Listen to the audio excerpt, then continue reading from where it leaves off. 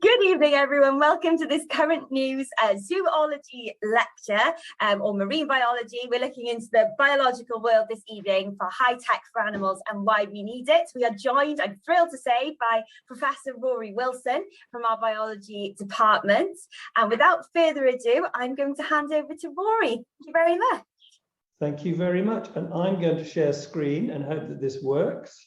Okay, so high tech for animals and why wildlife needs it. So let's just talk for a second about the secret life of animals. Lots of animals get into secret stuff and we don't know about it. And the question is, why should we bother? Why should we care about the secret life of animals and how we might use high tech to solve it? And I'd just like you to think about the environment you're in right now or environments that you know. And I just put here, welcome to mankind. Take a look at this. There's nothing even green in here. This is just a picture of a bit of a town. And it's really important to recognize that mankind has encroached on the planet to the point where I think they said at the end of last year, it was the end of last year, that the total mass of man-made stuff has now exceeded the total mass of all living stuff on the planet. So doing pretty well for messing things up. And we're encroaching on wildlife space, and I sort of feel they need a help from us. And I got into this because I graduated, got my degree in zoology, and I went to do my PhD on a thing called the African penguin. And it's a population that's been going down really for decades. And the population declined from a couple of million to 50,000. And in fact, the island where I did my PhD in South Africa were 14,000 birds on that island when I started my PhD, and when I went back to visit it like 5 years ago, I think it was, there was one bird left. So it's sort of quite terrifying when you see what's happening to wildlife. But my task was, because people didn't know why the population was decreasing, my task was to find out about the foraging ecology. What do these birds do at sea? So you see them on the island, here they are, and they jump through this wall of fire and they disappear off into the sea. And they said, for your PhD, you can find out what penguins do at sea. So yeah, this is what they sort of look like at sea. That's taken in a zoo, but that's what the sea looks like in that area. Rough, crazy seas of South Africa, just off Southwest Africa. And so I got in a boat and I tried to watch penguins at sea, and I'd get terribly seasick. So even when I'm being seasick, I still couldn't see the penguins much. Not least because this is what penguins do. If a penguin's off at sea somewhere and a boat comes past, it'll just dive. So you think, I'll dive after them, I'll go with scuba and and this is the best you'll see of a penguin underwater. The worst thing about that is that you know somewhere, possibly far away, possibly close, you actually have no idea, this is what's going on. They're doing this beautiful underwater ballet, they're catching fish, they're doing their stuff. And you're supposed to find out about this to see if some part of that is conservation orientated. And so the question was, to me then, was where do I go to now? And I just want to point this out to you. I took this in a subantarctic island. See, these are penguin footprints. And this is a Gentoo penguin's tail. They've got such long tails, they drag on the ground. But anyway, where should one go to when you're in that situation? And really, for me, the only way to look at penguins was to, well, I couldn't follow them. I couldn't see them. I couldn't see what was going on. The answer to me was to make something that I could put on the penguin, and the penguin would then do its thing, and whatever I put on it would tell me about what the penguin was doing. And so we call that thing a daily diary, because it was like a diary, and the idea is it would write down in itself electronically what the penguins were doing. And so if you sort of say, okay, you want to work in conservation, what would you want a daily diary for an animal to do? Well, we'd like to know where they go. We'd like to know the conditions they live in, temperature, pressure, that sort of thing. What do they do when they get to wherever they want to go? What are the behavior types? What's the cost of all this in terms of energy? So that's 4 crazy things you might want to have from your electronic diary. So fair enough. And then all these things, which are secrets, you'll be privy to a few crazy secrets of wildlife this evening, need to be written seamlessly into this diary. So it never stops, okay? It records all the time. And if you want to build a snooper on wildlife, then you need a team of people. You know, science is the mix. So yeah, I'm a zoologist, but there's people in our team. Mark is a physicist. He's a computer specialist. He's a software specialist. Phil the Magnificent makes housings, and so on and so forth. So there's a whole team of people working towards making this sort of technology, which we design and make and have the software for at Swansea University. So that's worth knowing, I guess. The first electronic loggers I put on were in 1990. This is Gentoo penguin in Antarctica. And even then I appreciated that it's, if you're a penguin, you're built like a suppository or an E-type jaguar or something, and you're not going to put a big clunky thing on the back. It has to be sort of streamlined. But between then and now, things have got crazy. So this is your daily diary. This is not the latest version of the daily diary. That's my hand, and in my hands, they're not. I don't have 4-foot hands. They're really tiny, and in fact, the latest version we have is about half this size. And they classically record on a whole load of sensors in this diary: 3 acceleration magnetometry channels, pressure, depth, or equivalent for altitude, temperature, speed, light. And we produce other ones as we need them, and like chocolate index channel. One could imagine that might be useful for students. The important thing is that these tags that we produce, we have to recover them to get the data back, and they nominally record 400 data points every second. So we can put one of these things onto a chamois or an ibex in the Alps, or a wild boar in the Czech Republic, and it can be on for 2 or 3 years, recording 400 data points every second. So it's pretty crazy. I'll tell you, you'll see what you can do with this stuff in a second. And so that's the electronics, which is clever enough. And I should say, like I said, Mark Holton's the clever electronics bloke who does all that. But then if you take a thing like that and you put it on a jaguar in the Amazon, they do terrible things. They do terrible things to tags. They have no concept or perhaps they do it for the cost and time we put into making these tags. So the question is, how do we make the housings? Well, one way we do it is with 3D printing. This bloke is 3D printing someone else's head out of actually plastic. And so 3D printing is a great way of going. You can do things like this, you can print that, you can print guns that really work, or bicycles that apparently really work, though honestly, he looks worried. So would I be if I was riding it. Or really useful shoes, or even more useful dresses. We haven't seen anybody as grumpy as that. She's been made to wear that dress. But the point is that all these things, the elaboration of all these things can be done just by 3D printing. So you design it in a computer, you make a designer package, which looks like this. You say, this is what my tag looks like. That's the green bit. I'm going to put that battery in it, and then I'm going to put something to protect it that looks like that. This is for a GPS antenna or something, and you put it all together and Bob's your uncle. But then, of course, you can't just make it any old how, because the tags need to be animal friendly. So here's sort of something that we put a lot of time into. Depending on the animal we want to put it onto, we spend a lot of time trying to make it so animals are happy with it. Right, someone puts a rucksack on your back and it's got a lumpy bit in it that causes you irritation. You're not going to like it. But animals have different priorities. So this is computer fluid dynamics for studying the best place and the best shape to give a tag to put on seals, for example. So we scan seals, we take them into the computer, we look at the water flow over them, and we say, how do we put a tag on that minimizes drag? And drag's a really big deal if you're a swimming animal. Those of you who are interested in marine biology will realize that. The reason when you kick off from the side of the swimming pool and make yourself as hydrodynamic as possible, the reason you stop after about 3 or 4 meters is because your drag coefficient is massive. If a seal did the same thing, assuming it had legs like you, it'd go to the other end of the pool before it stops. And that's because the drag coefficient's low.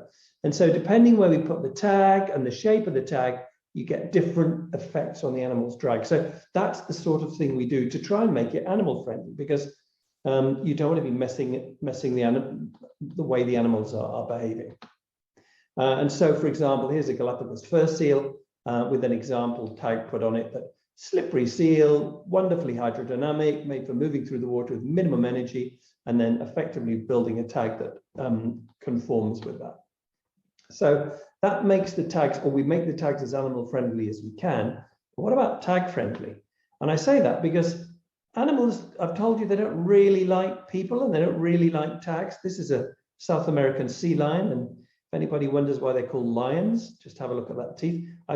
This is an anesthetized animal. Nobody in their right mind does that with an unanesthetized South American sea lion. But you can also understand that, you know, those teeth and those jaws, that's a young male, can do terrible damage to a tag if they want to. And so in order to check that the animals aren't going to destroy it, we can do force and pressure tests in our computer. And of course, it's not just about animals biting them. Some of the animals we tag dive to over 1,000 meters underwater, and the pressure at 1,000 meters is horrendous. So it needs the tag, if it's got air in it, needs to be able to withstand that. So we have all that. And the really cool thing about doing it all in the computer, I'm not a computer buff, by the way, but I do think it's cool, is you can make things that look like real tags. I mean, this isn't a photo. This is the way the tag looks. And you can say, okay, I'm happy with that. And this is actually for a badger. And this is where the collar is going to go through here. This is a bit for the badger's neck, and the collar goes there. And you could do a lot of these tests, and off you go. And then, so you've got your tag, you've made your tag, you've made it for the animal you're going to study.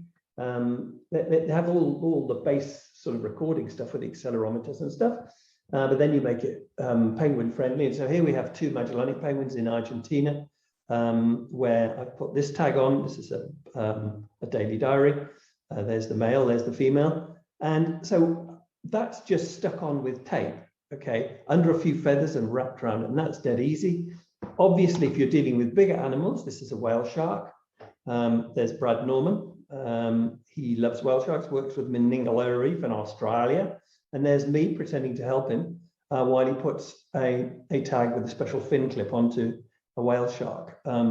You obviously, they can get up to nearly 20 meters. You obviously can't chuck bread in the water and say, whale sharks, come here. I mean, you know, and then pop a tag on them. You have to wait till you have to jump in the water ahead of them, and then when they swim past, you use a special clamp and put the tag on.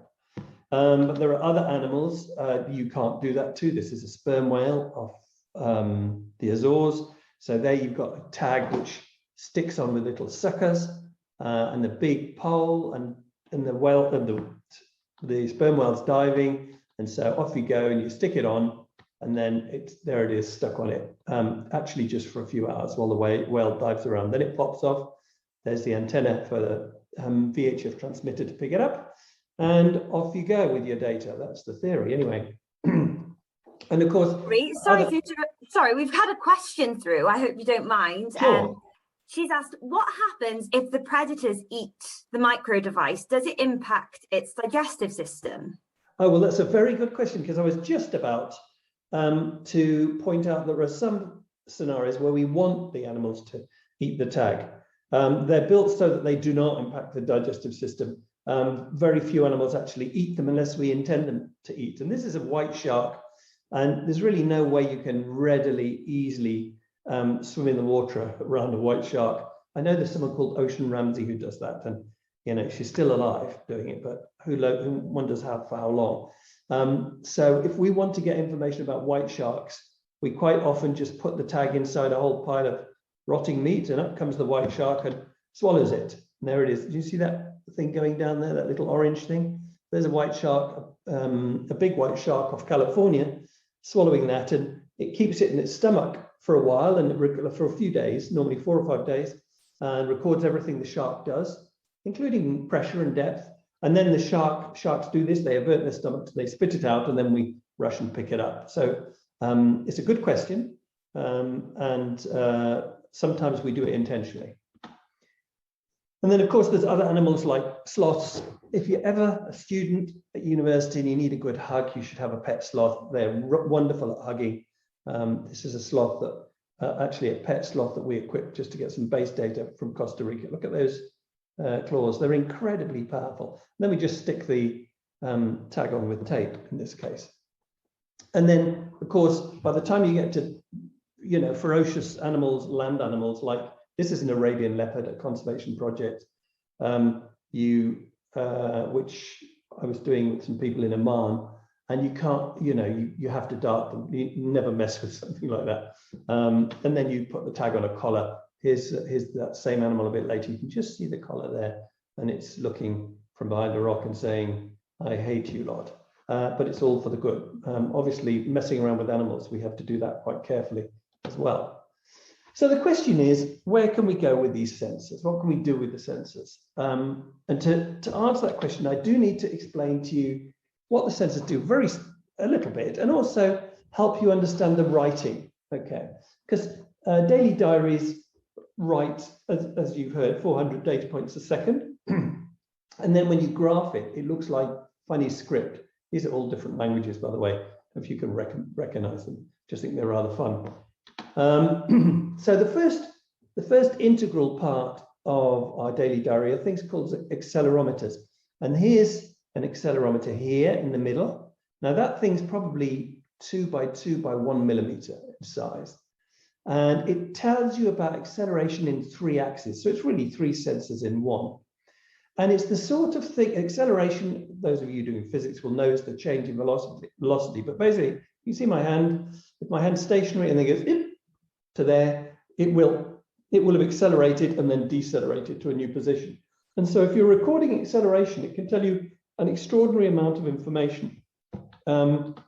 What you may know it as, or seen it's useful for in your phone, is your step counts, okay? So you put it in your pocket, and every time you take a step, the accelerometers register a beep, beep, beep, and it counts all those.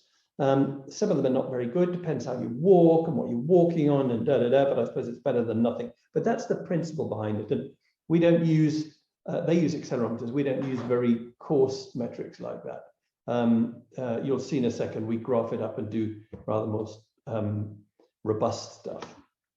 And so let me just show you some writing from some of these tags. And I won't go into huge detail, but I just want you to understand the sort of things we're looking at. Now, this is a 3-fingered sloth. Actually, what we just saw earlier was a 3-fingered sloth. And that's 24 hours of data. From this top line is the 3 axes of acceleration. And you can see from the sloth, there's not much going on here. You can ignore these bottom ones because I haven't discussed that yet. And then there seems to be a little bit of activity going on here. Then it's sort of nothing much here, a bit of activity there, and so on. So that's over a 24-hour cycle. You can see that sloths spend a lot of time not doing much. But even if you go into the 1 hour of the sloth, and I think this bit is this bit here, is it? Yeah, I think so. You can see that this is 1 hour, and you can see there's not a lot changing even over that hour. And that's partly because you're getting changes in the acceleration because the sloth is moving its body very slowly. But you can see when you're an expert at reading these, and we have our Swansea University students reading some of these things, you can say, well, that's a really slow animal. So even without them knowing it's a sloth, they could probably figure it out. So that's a sloth. This is what a loggerhead turtle might look like, resting on the seabed, doing absolutely nothing, and then suddenly moving for a short while. Let's take an animal that's a little bit more dynamic, like European beaver. We do nice work with people in Norge, I think they call it, Frank Rossell in Norway, and they've got a big project on beavers. And you can see here, you get,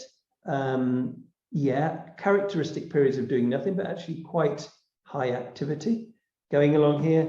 And then this is a thing called the Golden Line Tamarin project that some of us have been doing in Brazil. They're like, what are they like? They're like capuchin monkeys on cocaine. I mean, just have a look at that lot. I mean, it's a crazy life if you're a Golden Line Tamarin. And the difference between these three, you can just see by just eyeballing it. There's a lot of crazy activity going along for the Golden Line Tamarins. Less so for the European beaver, and really quite slow and sensible if you're a loggerhead turtle. And then just to sort of zoom in a little bit, because I've just shown you a bit broad overviews, these are data from a penguin. And here's a bit that you might be interested in, which I've, this will be probably 5 hours of a penguin's life. that bit there that I've just pulled out is the bird is standing up. You can tell that from the acceleration data. It doesn't matter how. This little bit of rather fun stuff is the penguin going, just having a shake, standing still, another shake, not quite as big one, another shake, not quite as big one. And then this bit here, there's the standing, no change at all. The posture tells you that it's standing and not lying. And then you see these bits here, blip, blip, blip. These are the 3 different acceleration channels telling you that the penguin is walking. And you can actually measure the time between these things, and it'll tell you how fast they're walking, how big the strides are, you know, how many steps it took before it slowed down and then speeded up again. An amazing level of detail in the life of penguins. And you may say, who cares? Well, you'd be surprised how useful this is. There's the walking bit popping up. I put that up because this will help you understand the first sort of conservation story. I don't know how many of you have heard of a thing called a ploughshare tortoise. There's one of them, a small one. There's a project going on in Madagascar with the Durrell Foundation, and they're trying to protect the ploughshare tortoise. It only occurs in Madagascar. They virtually don't occur in the wild. They have a breeding program. They're trying to release them in the wild. The big problem is, well, how much do you think a ploughshare tortoise is worth on the black market? It's about, I think the going price now is about $50,000. Right, so if you happen to be that sort of person, you'll pay $50,000 for a ploughshare tortoise. And if you're a Madagascan and you earn whatever, it's sort of $3,600 a year, is it? Then the temptation to just nab a ploughshare tortoise and put it out on the black market is, of course, huge. And who can blame them? I mean, let's face it, it's the equivalent of years and years and years of your salary. Sell one of these tortoises, you can buy yourself a really nice house. And so it's a real issue. How do we get ploughshare tortoises back in the wild, and how do we stop people poaching them? And you can have people with guns patrolling, and that helps. But ultimately, you perhaps need something a little bit more sophisticated than that. And so we've started a project with the Durrell Foundation, where we're looking into hiding minute tags under these animals. Now, the daily diary can be made into even smaller if it's not recording information, but just assessing its own information. So it's actually really minute, and we can hide it under the carapace here. And these tags just sit there and they just make these measurements. And then they have a texting system in them, so that when a certain thing happens, they can text and they can say, my name is George, I'm here and I'm being poached. And the way you do that is you look in your software in the tag for when the tortoise becomes a person. So here's your accelerometer signals, and actually here are the magnetometer signals, which tell you about the Earth's magnetic field orientation.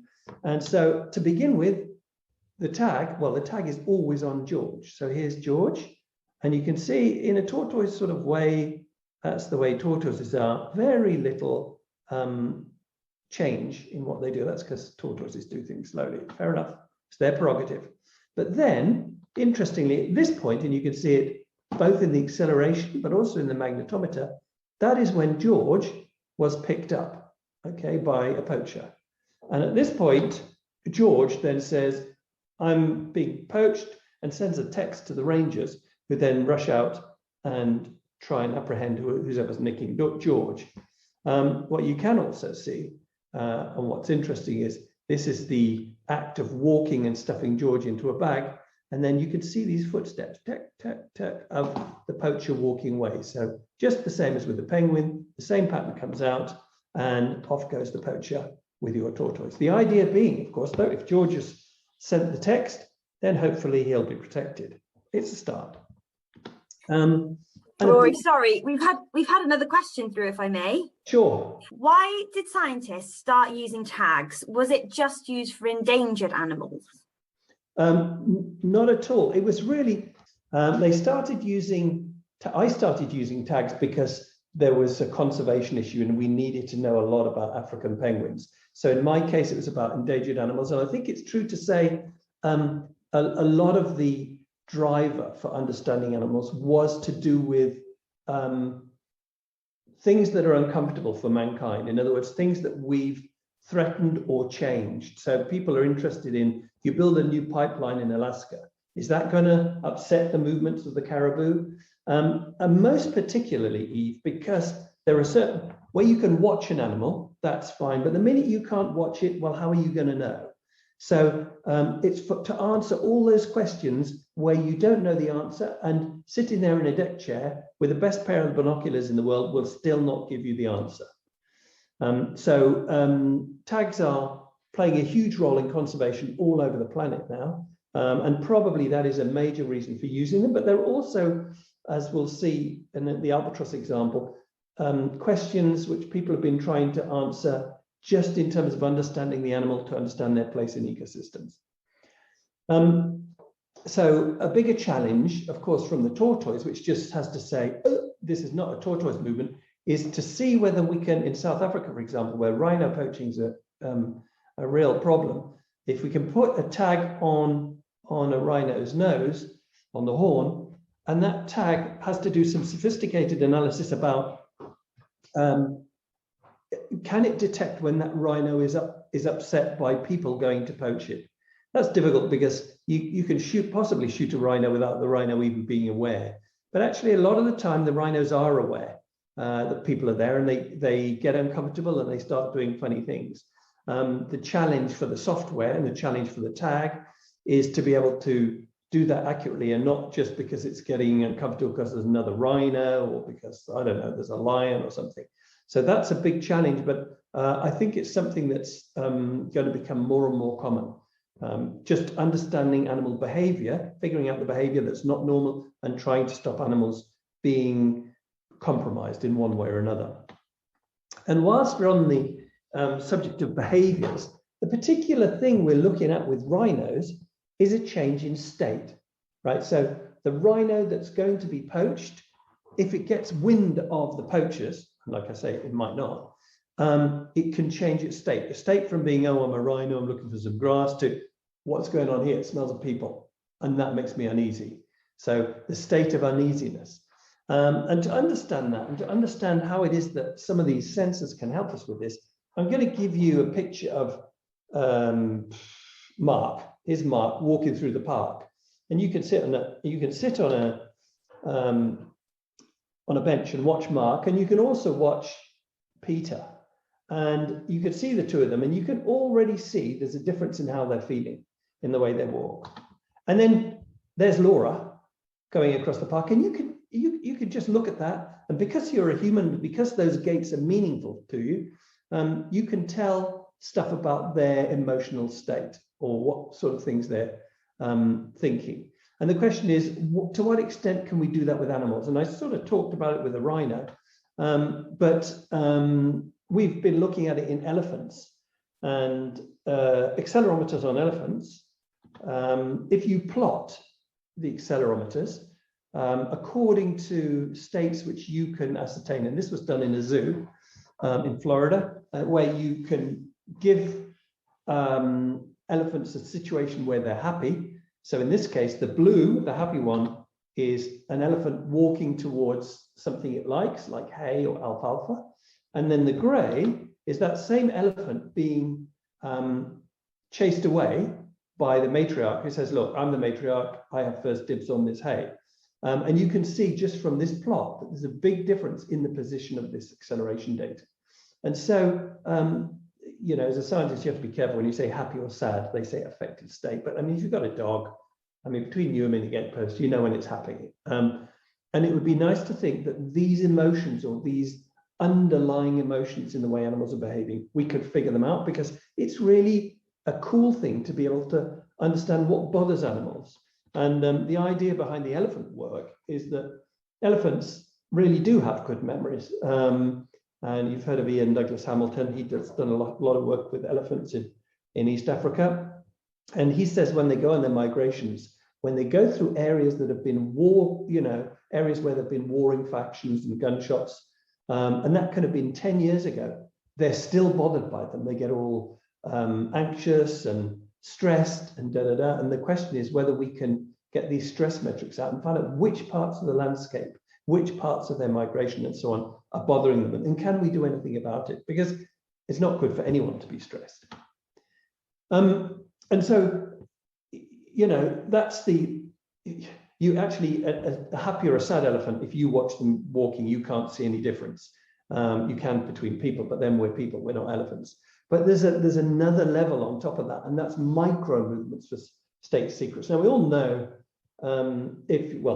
there's some people amazingly calm. If I drink coffee, it just sends me zooting around the room, and I'm all jittery and and accelerometers are really good at picking up these minute changes. And so let me just give you an example of this. I don't know how many of you smoke or whether you admit you smoke, but let me just show you something. Here's a cigarette, and here's a fingernail of a human, and that is an accelerometer on the fingernail. And we did this test as a precursor to looking at animal jitters. And this is affecting your chemical state within your body. So we recorded the tremor, recording 800 times per channel per second. So 2,400 times a second in this accelerometer, and looked at the strength of the signal and the frequency of the tremor over time. And then that person took their first drag of a cigarette, and this is how that changed. And you could argue, sitting in a pub full of smoke, you couldn't tell when someone's inhaled a cigarette, but I tell you what, an accelerometer could definitely do that. And tremor frequency, so that's a change in chemical state, but tremor frequency is exactly what we observe in animals again. And this is a photo I took in the Galapagos. And there are these fishermen here, and they're gutting their fish, and there's a Galapagos fur seal here, and there's a whole load of pelicans waiting to be given scraps. And they look really tame. They're having a wonderful time. But in fact, what's interesting is they get the shivers. When they come in, if they're sitting over here and they're relaxed and they're not going to try and get fish, they're perfectly happy. And then if you record the shivers on them, they all get the shivers when they have to interact with people. So this is a hungry pelican. It's also a stressed pelican. And so some of these signals are really important for telling us how animals are feeling about situations that quite often we're provoking. And there may be wild situations as well. It's not like stress is an unusual thing. All right. Well, now on the subject of food, let's have a quick look at this. This is something quite a lot of people do these days. I've done it. A penguin, a Magellanic penguin, Argentina, catching fish. Okay. Underwater, is swimming quite close to the surface, poof, coming up, grabbing a breath of air, swimming into the shoal again, grabbing maybe another fish. Sometimes you see its head, sometimes you don't. The subject of food is a perennial thing, because there's a lot of situations where mankind, the 7 billion of us on the planet, we eat quite a lot, where we've compromised the situation for a lot of animals. And then you come into competition.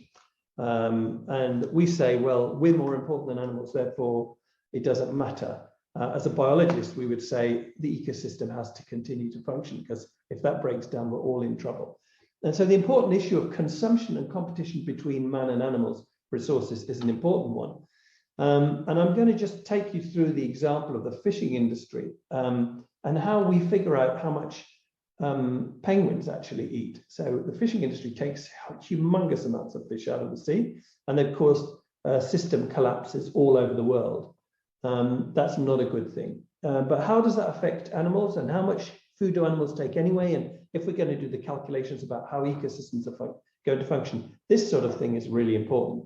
So how do you do it with penguins? I choose penguins as an example, but you can do it in the same sort of way with other animals. This is what I call the beakometer. And I just like, this is a Magellanic penguin head, and I'd like you to notice that, see that tip? That is a really pointed tip. Anyone who thinks you can hug a Magellanic penguin has to think again, because they are savage. But anyway, here's how you find out how much a Magellanic penguin eats. So you put a magnet there, a tiny magnet about that size, and then above it you put what's called a Hall sensor. It's a magnetic field sensor, and then you link it to your logger. Okay, tiny logger stuck on the bird's head.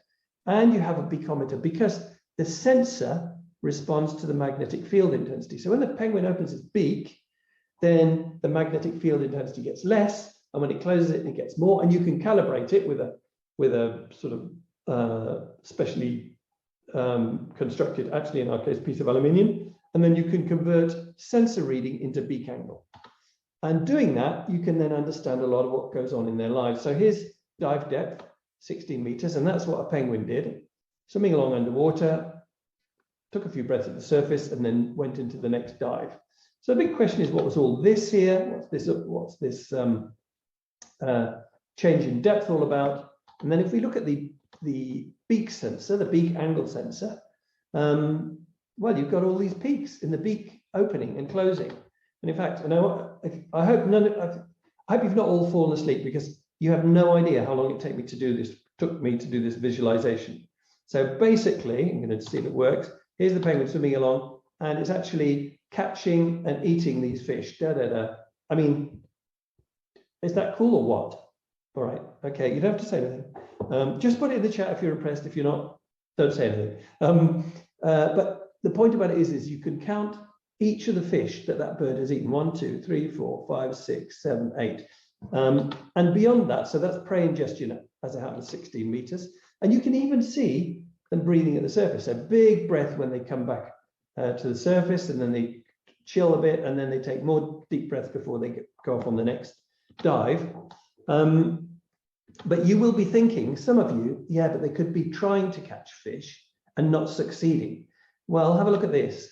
That's that expanded. And what you actually have is, if a penguin tries to catch a fish and fails, they open the beak, this goes to 12 degrees, and then they close it again immediately afterwards with no swallowing. But here's the full sequence. So this is the initial snap where they catch the prey. This bit's where they're sort of getting the wide part of the fish past their mouth. And those bits, those little hillocks, those are the gulps. The penguin going boom, boom, boom, boom, like this. But you can see this in a zoo when they get fed. You'll see this really clearly. So you can see precisely when they've caught fish. But importantly, if you do the integral, if you look at the area under this curve, there's a relationship between that and the size of the fish. If you're into integrals, well done. If you're not into integrals, don't worry. But you can tell at that red bit, if you get a big red bit here, it means they've eaten some big prey. The question is our beakometer going to tell us about different prey? Because they do, take squid, sometimes crustaceans, mainly fish. Well, actually the answer is yes, because here's the signature, if you like, of a penguin swallowing a greenling against a penguin swallowing sand eel. So here's your, this is the difference between eating an apple, there's your greenling, and that's this little girl eating spaghetti, a thin eel type. So, using beakometers, you can tell how big the prey are, what depth they've been caught at, where they've been caught, we'll come to that in a second, and sort of roughly what prey type it was. And you can look at how much food they've ingested, okay, over time. And it's a lot. It's a serious amount of food they eat. And in fact, it transpires that they only weigh 4 kilograms themselves, but they consume between 4.3 and 8.5 kilograms per trip when things are going well. So that's a lot.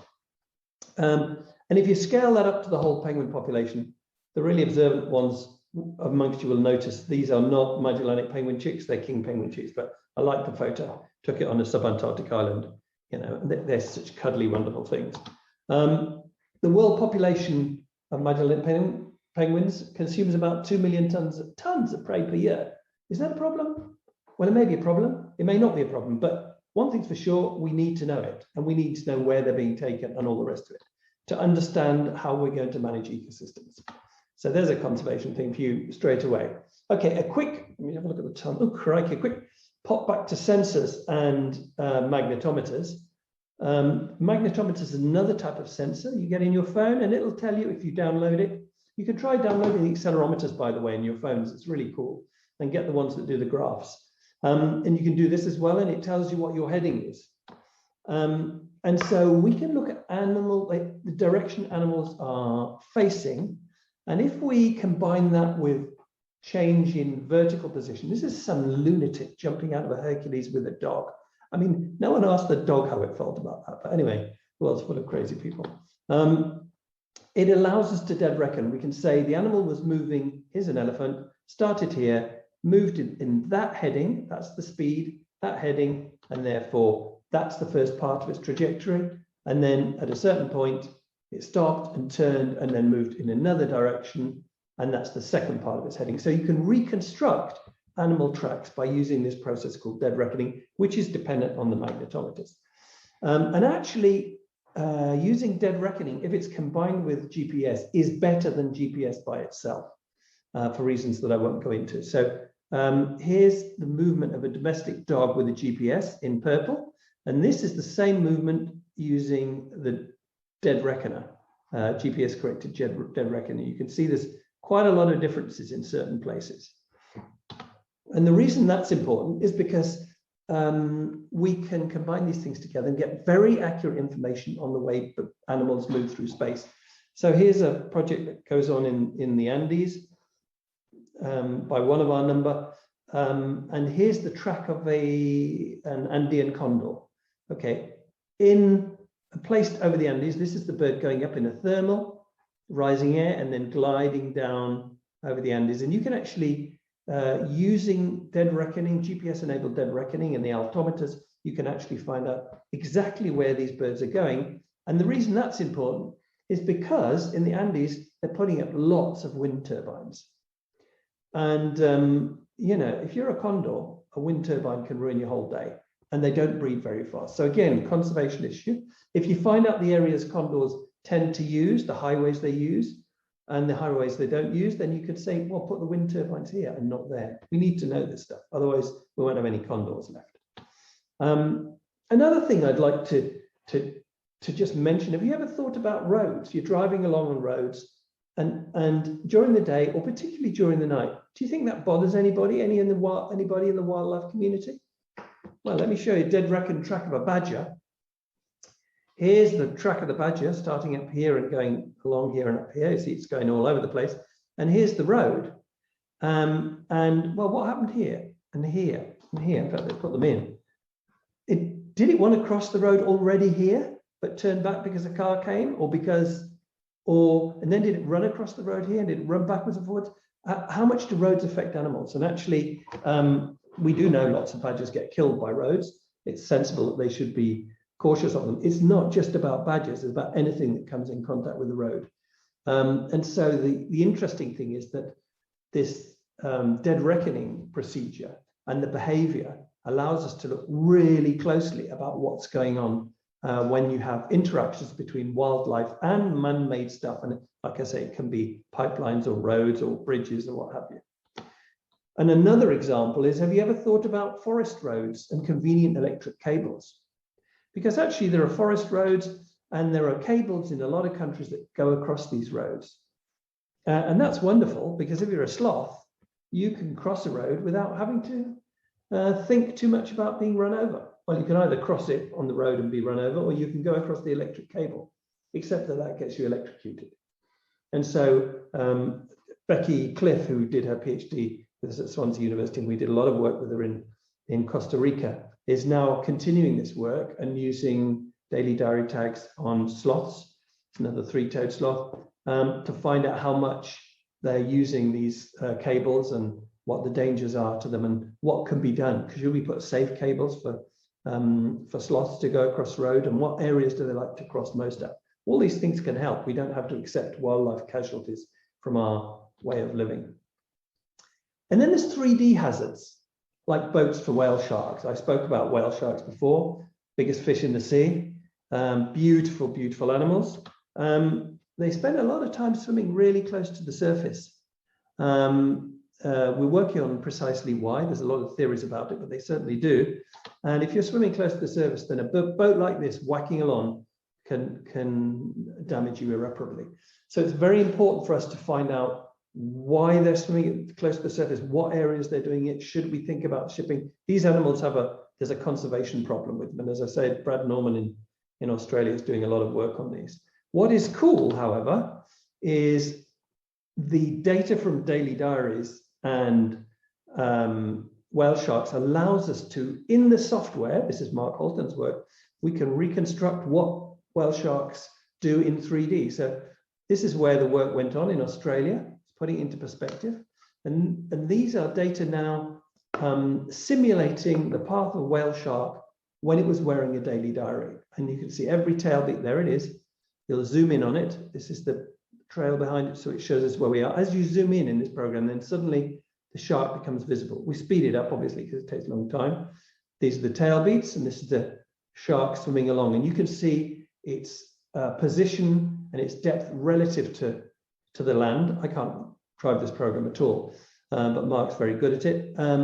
And you can see this is where the shark has been, and you can see it's quite deep here, but now it's rising to the surface.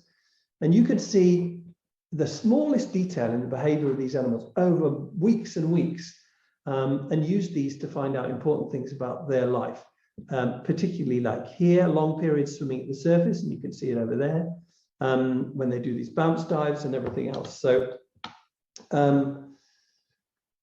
using tags and clever software on animals allows us to look at surface swimming, which is an immediate problem, but many more important secrets of whale sharks, like where they might be breeding. No one knows where they breed or even how they breed. So that's an important thing. And I think an important thing, we're getting kind of close to the end now. So if you're falling asleep, you can either sleep or just stay with me. Hang in there. Understanding scale issues and movements is an important thing. Here's an elephant seal. And one tends to think of them as just, they're represented by television programs as being slothful, ghastly things. But let me show you what elephants and seals get up to. Here's a simulated elephant seal dive. And this is what I know it looks like. Oh, it stopped. Interesting. You can do this. Oh no, this is where it throws me off. I'm loving it. Oh, it has. Don't you love it? I refuse to be beaten by technology. We're going back. We're going back to it. You can see what's coming. Let's see if we can do this properly. Even if it doesn't do it, then we won't do it. Okay. I'd like you all to hold your breath. All right. It seems to be happy with it now. So this is just a static model, but it's showing actually a fur seal, but we'll imagine it's an elephant seal, and showing the dive trajectory of this animal and the scale that it's involved in its normal dives. That's the surface up there. And we're panning back in the program as we see this elephant seal go through the roller coaster of a single dive. Right? It's really, we have an ability to judge animals on the places we see them. So if you see a big, a huge elephant seal lying on a beach doing nothing, you think, well, they're big, idle, doing nothing animals. But take a look at this. There it is. Can you still see it there? This tiny little animal doing all this underwater, all on one breath, all actually going down to 800 meters, I think, in this case, and doing some incredible stuff. And as we go around the corner, we'll see within that same dive, look, it's going to do all that before it comes back to the surface. So scale is an important thing. Okay, this may be the last example. Real world behavioral identification and its link to movement across huge variation in scale. So here's a wandering albatross. They're big animals, 12 kilograms, the males, 10, the females. And they live on these subantarctic islands. They have a single chick, and they go off for about 6 days, flying across the ocean looking for squid. And I wanted to impress on you the life of the wandering albatross. So here's a video taken by a South African friend who is deploying video cameras on them. Look at this. This looks like the roller coaster of your life from the back of a wandering albatross. There's its head just popped up there. Look, traveling along 80 kilometers an hour. Look how steeply they're banking, and look how fast this bird is moving over the water.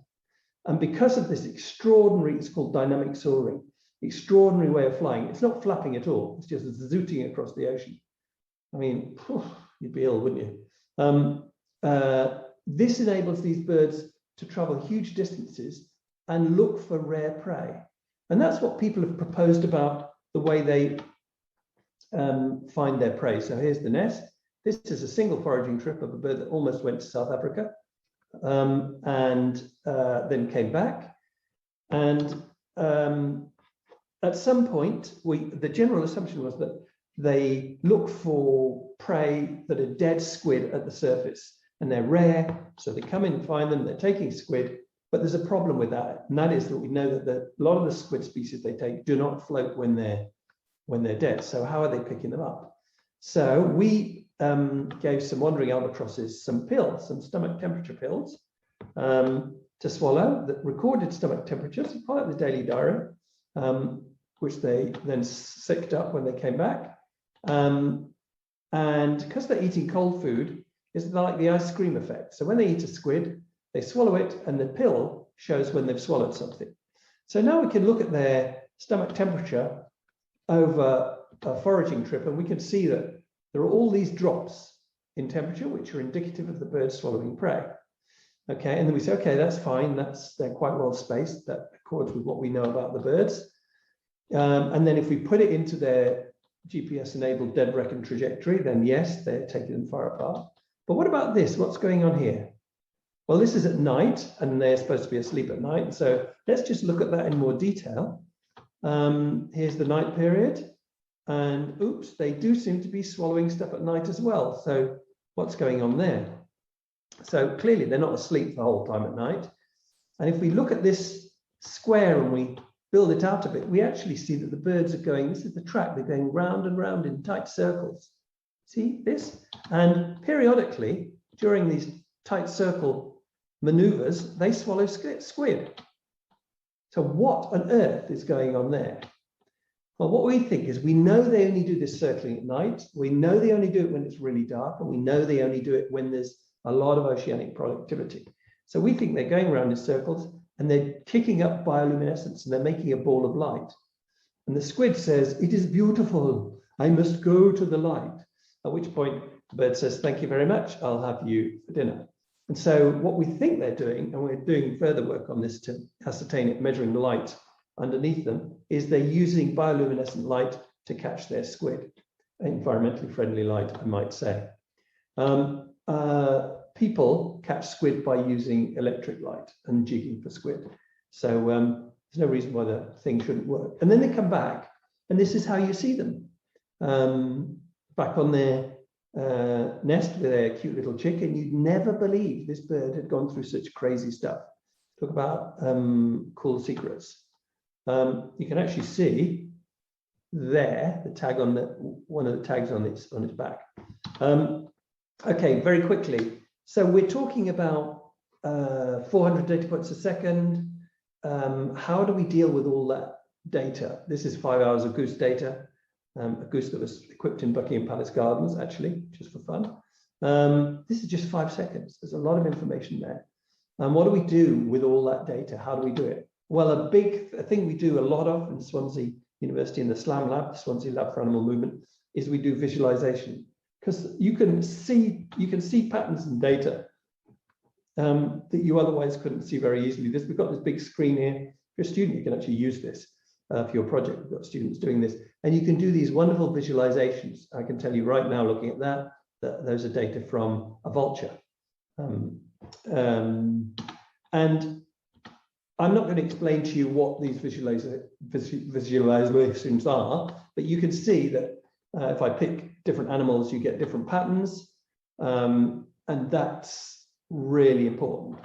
By looking at this, I can tell you that's a cormorant diving, coming back to the surface, flying, resting on the sea surface, whatever. You can learn to do this, and it's really, really powerful. And you produce these beautiful patterns. So the animals produce the patterns, really, and then you can just visualize them and see things changing in front of your eyes.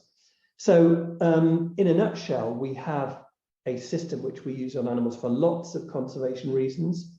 Clever electronics, clever tags on extraordinarily clever animals that are telling us a bit about how they feel about stuff, and clever visualizations to help us understand it. And I feel that there's a turning point for us in biology, and particularly in Swansea, because we have this spearheaded approach that we can use technology to tell us about wildlife that needs us. And it's a really exciting time. It's never looked so good for animals, actually, except before humans were on the planet. There we go. Crikey, I've spoken for ages. Really sorry. I'm going to stop sharing now. That's fine. Thank you so much, Rory. That was so interesting. I'm going to take this opportunity to thank everyone watching the recording.